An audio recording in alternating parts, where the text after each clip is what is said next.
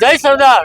આજરોજ સરદાર પટેલ સાહેબની 150મી જન્મજયંતિ નિમિત્તે સિરામિક પરિવાર દ્વારા તથા સમસ્ત પાટીદાર સમાજ દ્વારા આજે સરદાર જયંતિ નિમિત્તે સરદાર સાહેબના સ્ટેચ્યુ ઉપર પુષ્પાંજલિ કરવામાં આવી છે। આ આયોજન અમારું બહુ પહેલાંનું હતું અને અમારું ભવ્યથી ભવ્ય એક આયોજન આ દિવસ નિમિત્તે કરવાનું પ્લાનિંગ હતું। સિરામિક પરિવાર દ્વારા અમે મોરબીમાં 2 કે 3 જગ્યાએ અમે સરદાર સાહેબના સ્ટેચ્યુ અને સર્કલ બનાવવાનું અમારું પ્લાનિંગ હતું।